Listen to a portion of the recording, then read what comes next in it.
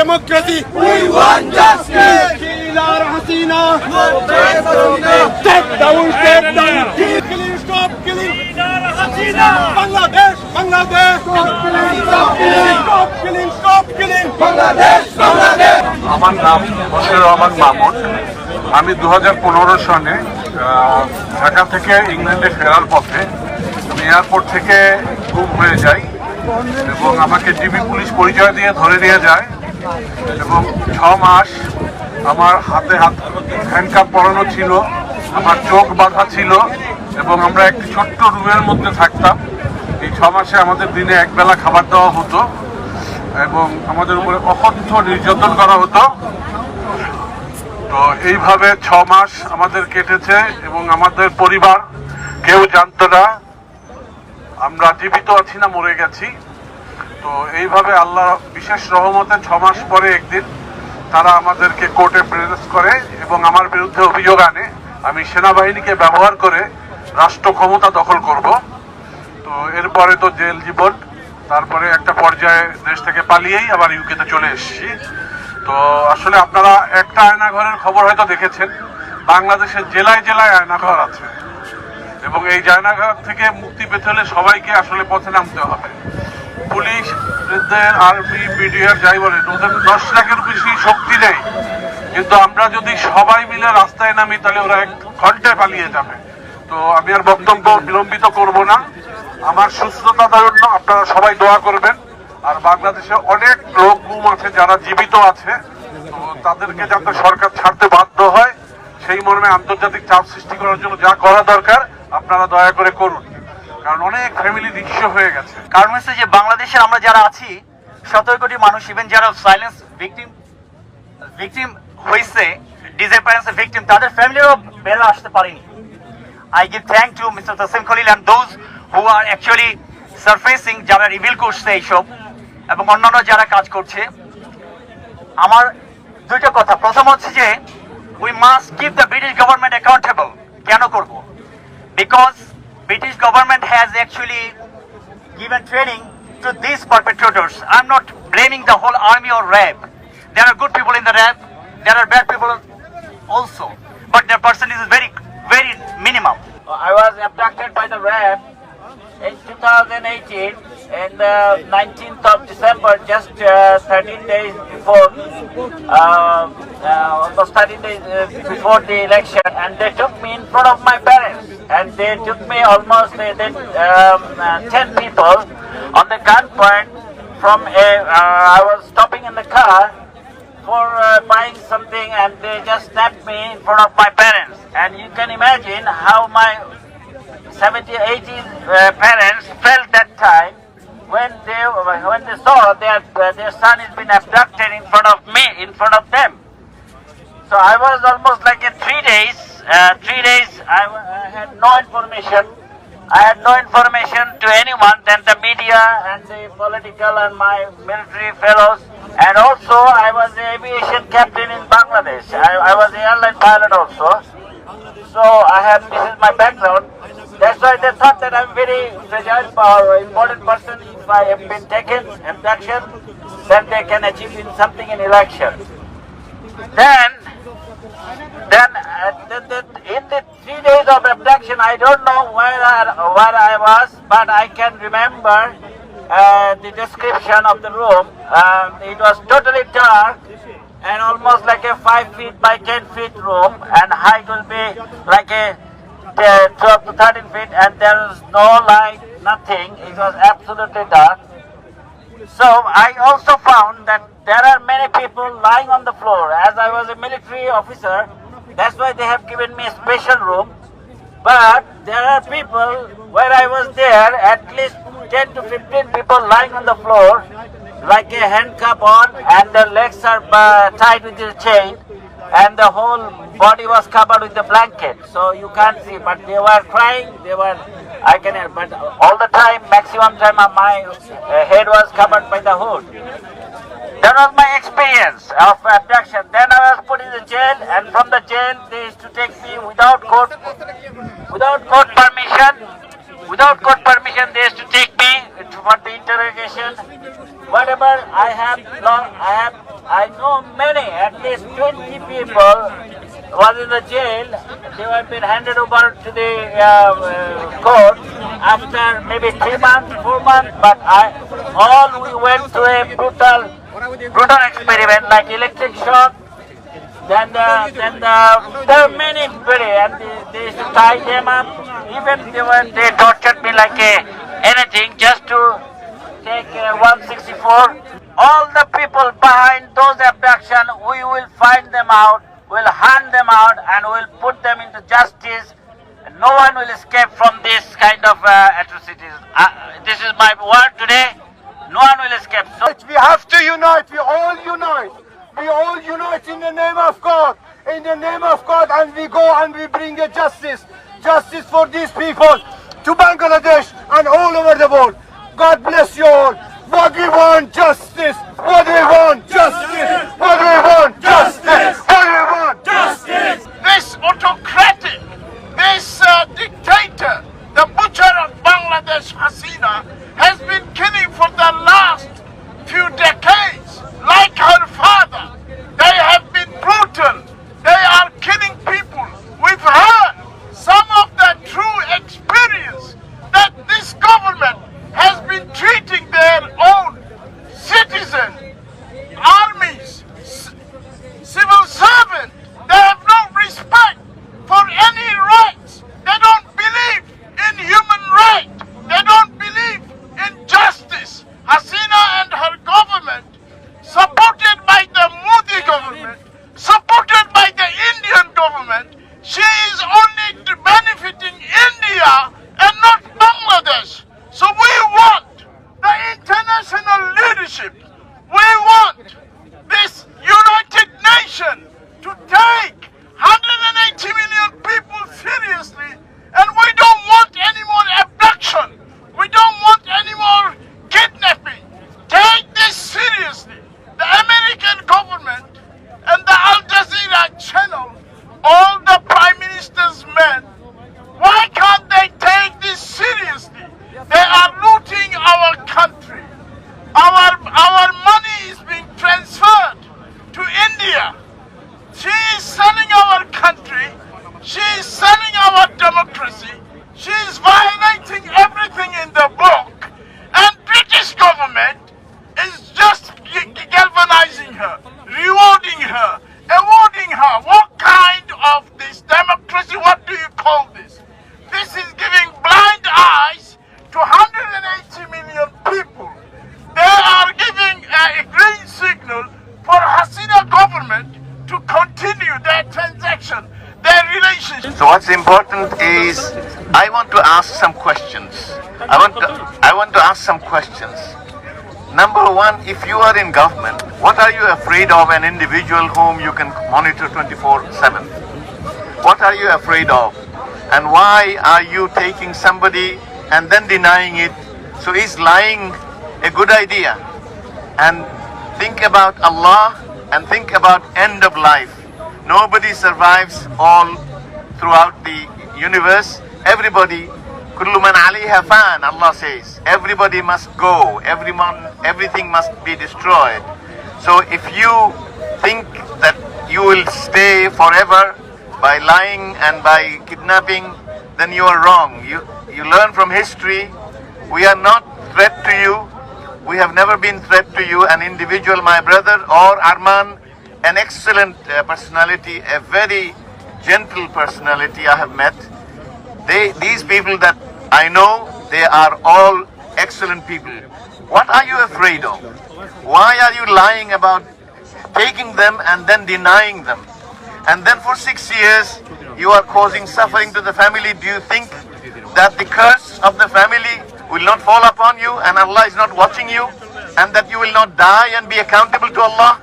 I leave it.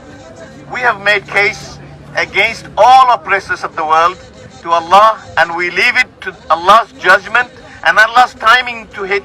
If people do not learn, Allah will teach them a lesson that others will learn as well as the person. So don't be declaring war on Allah, because what everybody everybody, all oppressors are declaring war on Allah, and you will never win. May Allah help us and guide us so that we come to senses and not get mad with power and then for a temporary period we oppress others. We have to do justice, and justice is the core issue for all of us. May Allah guide you or curse you. If you are not guided, may Allah curse you. Bismillahirrahmanirrahim. Dear brothers, you know Brigadier General Azmi, he was one of the brilliant officers in Bangladesh Army's history. In 5th BME Long Course, he found Sword of Honor and Gold Medal. He was not involved with politics. He served Bangladesh Army about 32 years with dignity and integrity and with discipline. But only he was the son of Professor Ghulam Azam, ex-Amir of Bangladesh Jamaat Islami, nothing else. In 2016, 22nd August, he had been forced disappearance from his house in front of our eyes. He was blindfolded, and he was taken by DGFI and GB combinedly. And from then, he has been taken under DGFI. He is under the custody of DGFI. Dear brothers and dear parliament members of British parliament members, we want to show that I myself had been arrested after 4 days of his arrest in the link with Brigadier Azmi. Dear parliament members of British parliaments and human rights leaders and human rights activities, we want to show that he was definitely not involved with politics. He was a brilliant officer. It is his wrong. My dear brothers, we want to say that from 2016 he had been imprisoned under the DGFI. Lieutenant Colonel Hasnur Rahman Bir Pothik, another brilliant officer of Bangladesh Army, he clearly and unambiguously said that he has seen Brigadier Azmi in so-called Ainakor under DGFI custody. We want to send his brother Mamunullah Azmi sir. He is present here. In all of his brothers, they all are not connected with any. His children, his daughters, and his son, they are waiting to free Brigadier Azmi. His brothers, they are always waiting when he will come back to us. So I urge to the government of Bangladesh and to the Prime Minister Sheikh Hasina to free Brigadier Azmi. He will not do any harm. We can give surety. His elder brother is present here. He can give you surety. He will not do any harm. Please free Brigadier Azmi as soon as early as possible. His daughter, his children, his son, his wife, and his brothers, and all of our good wishes. We are all waiting for Brigadier Azmi. Please free Brigadier Azmi as soon as early as possible. Thank you very much. Thank you very much. Allah Hafiz.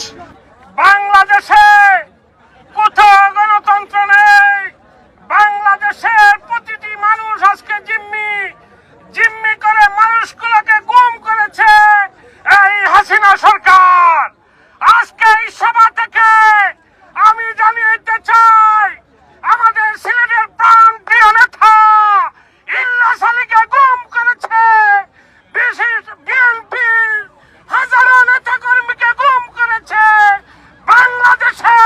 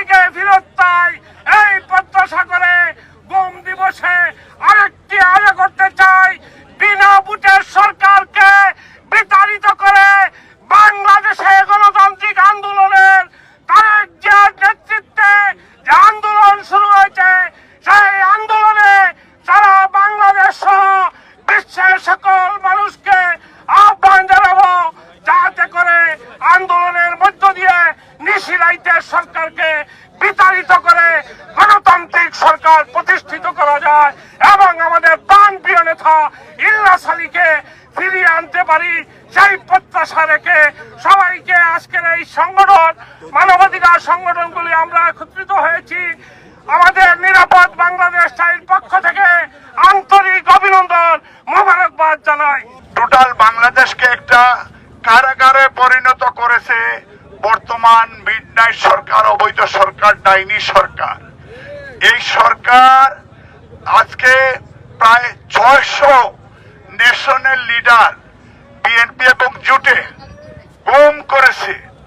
প্রায় বাংলাদেশে কয়েক লক্ষ লক্ষ মানুষের বিরুদ্ধে মিথ্যা মামলা এই সরকার দিচ্ছে। এই সরকার বিশেষ করে ভারতের দাবেদারিত্ব করছে। এই সরকার সার্বভৌমত্বের বিরুদ্ধে ষড়যন্ত্র করছে। এই সরকারকে, এই সরকারের এই অবৈধ প্রধানমন্ত্রী শুনছি আগামী মাসের 15 তারিখে নাকি লন্ডনে আসবে। আমরা তাকে জিজ্ঞেস করতে চাই আজকে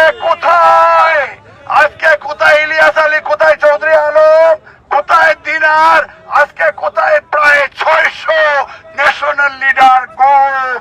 আজকে সাংবাদিকদের প্রশ্ন সেইখানে রয়েছে যে আপনি বলেছেন যে সাগর রুনির পাহারা দিতে হবে, আপনারা কোনো পাহারা এই সরকার দিতে পারবে না। তাহলে রাষ্ট্রের পাহারা কে দেবে? এই রাষ্ট্রের নাগরিকের দায়িত্ব কে পালন করবে? তাকে তাদের নিরাপত্তা কে দেবে? আমরা জানি এই সরকার হচ্ছে জুলুমবাজ সরকার, এই সরকার হচ্ছে অগণতান্ত্রিক ডিক্টেটর সরকার, এই সরকার হচ্ছে লুটের সরকার। এই দেশের পত্র পত্রিকা, ইউরোপিয়ান ইউনিয়নের, জার্মানের নিউজ পেপার এই সরকারকে ওয়ার্ল্ডের 3rd ডিক্টেটর বলেছে। এই পার্লামেন্টে, ব্রিটিশ পার্লামেন্টের সামনে আমরা এইখানে ইলিয়াস আলী, চৌধুরী আলম, বাংলাদেশের যারা গুম হয়েছে তাদের পক্ষে এই পার্লামেন্টে তারা বক্তব্য দিয়েছে। সেখানে সাইমন ডানসক, রিচার্ড ফলোয়ার এবং আরো প্রায় 17 জন এমপি সেই আলোচনায় তারা অংশগ্রহণ করেছেন। এবার গত সপ্তাহে ইউরোপিয়ান ইউনিয়নেও তারা একটা সেমিনারে ইউরোপিয়ানের এমপিরা তারা বলেছে যে এই সরকার ডিক্টেটর সরকার। এই বাংলাদেশকে ডেঞ্জার জোন হিসাবে তারা আখ্যায়িত করেছেন। এই ফরেন অফিস এবং ব্রিটিশদেরকে বাংলাদেশে না যাওয়ার অ্যাডভাইস করেছে তারা। এতে বোঝা যায় যে বাংলাদেশ কত ডেঞ্জার জোন এই মুহূর্তে বাংলাদেশে। আজকে শুধু বাংলাদেশের নয়, প্রবাসীরাও বাংলাদেশে যাওয়ার পরে অনেকে গুমের শিকার হয়েছে, অনেককে তারা খুন করেছে বিভিন্ন ভাবে। তাদের বিরুদ্ধে আজকে বাংলাদেশে সাবেক 3 বারের প্রধানমন্ত্রী দেশনেত্রী বেগম খালেদা জিয়াকে অন্যায় ভাবে তারা কারাগারে বন্দী করে রেখেছে। আমরা আজকের এই মানবাধিকার সংগঠনগুলির পক্ষ থেকে দেশনেত্রী বেগম খালেদা জিয়া সহ যাদের বিরুদ্ধে মিথ্যা মামলা তাদের রিলিজ করার জন্য আমরা আহ্বান জানাচ্ছি। আজকে আমি পরিশেষে আমাদের নেতা দেশ তারেক রহমানও আপনাদেরকে শুভেচ্ছা জানিয়েছেন, আপনাদের এই উদ্যোগকে স্বাগত জানিয়েছেন। আমরা ব্রিটিশ বাংলাদেশিরা আমরা সবাই আপনাদের সাথে একমত হয়ে আগামী অনুষ্ঠানে আমার মনে হয় যে আপনারা যে উদ্যোগ নিয়েছেন এটা কন্টিনিউ করার আহ্বান জানাচ্ছি। আমাদের নেতৃবৃন্দকে শামসুল আলম লিটন ভাই, নোমান ভাই, মুফতি সাহেব, সালে ভাই, নজরুল ভাই সহ যারা এই উদ্যোগ নিয়েছেন তাদেরকে আমরা সাধুবাদ জানাই। আমি মনে করি এতে কন্টিনিউ করার আহ্বান জানিয়ে আমার বক্তব্য শেষ করছি।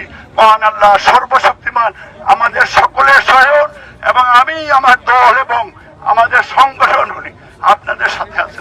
এই শেখ হাসিনা সরকার রাতের ভোট করেছে, মানুষের ভোটে কিনে নিয়েছে, দ্রব্যের ঊর্ধ্বগতি হয়েছে, মানুষের জীবন মান শেষ করে দিয়েছে। তারপরেও স্বাভাবিক জীবনযাপনের ক্ষেত্রে বাধা হয়ে দাঁড়াচ্ছে। 600 মানুষ এখানে গুম হয়েছে, সচেতন মানুষ এখানে ক্রসফায়ার করা হয়েছে শুধুমাত্র টিকে থাকার জন্য। যেহেতু এই সরকারের কোনো ম্যান্ডেট নাই, সরকার ক্ষমতা টিকে থাকার জন্য মানুষ যেখানে নাগরিক অধিকার সবাই বেঁচে থাকা তার অধিকার নেই। আমরা ট্যাক্স পে করি, ট্যাক্স পেয়াররা তার সাধারণ জীবনযাপন করতে চায়, সেটাই সরকার ভুলনিত করেছে। এই সরকার মানবাধিকার লঙ্ঘনের ক্ষেত্রে সর্বোচ্চ রেকর্ড করেছে। সুতরাং এই সরকারকে অবিলম্বে পতন ঘটাতে হবে। আমরা যে যেখানে যে অবস্থায় আছি, আসুন আমরা ঐক্যবদ্ধ হই। এই সরকারের দিন যেন অচিরেই শেষ হয়ে যায়, মানুষ যেন তার জীবন ফিরে পায়, স্বাভাবিক জীবন ফিরে যায়, বাংলাদেশ যেন এক্সিস্ট করে। আমরা, আপনারা জানেন, বাংলাদেশের সরকার আয়নাগর নামে একটি কারাগার তৈরি করেছে। আমার বিশ্বাস আজকের এই মানবাধিকার দিবস উপলক্ষে আমরা দৃঢ় বিশ্বাস রাখি এই আয়নাগরে সিলেটের কৃতি সন্তান ইলিয়াস আলী এবং barrister Azmi, barrister Arman, brigadier Azmi সহ সকল নেতৃবৃন্দকে আওয়ামী সরকার সেই আয়নাগরে বন্দি রেখেছে। আজকে এই বিশেষ পার্লামেন্টের সামনে আমরা আন্তর্জাতিক মহলে দৃষ্টিগোচর করতে চাই, অনতি বিলম্বে বাংলাদেশে সুষ্ঠু গণতন্ত্রের মাধ্যমে এই পুলিশে হাসিনাকে পতন ঘটিয়ে আয়নাগর থেকে নেতৃবৃন্দকে মুক্তির দাবি জানাচ্ছে। আগামী দিনে আমাদের সংগঠন নিরাপদ বাংলাদেশ চাই, আরো কঠোর কর্মসূচি দিয়ে আয়নাগরকে ভেঙে আমাদের নেতৃবৃন্দকে মুক্তি করবে। ধন্যবাদ সবাইকে। আমার ছোট ভাই আনোয়ারুল ইসলাম মাসুমকে এই খুনি হাসিনা সরকার, আয়নাগরের সরকার গুম করে রেখেছিল। টানা 4 মাস পরে তারা অ্যামনেস্টি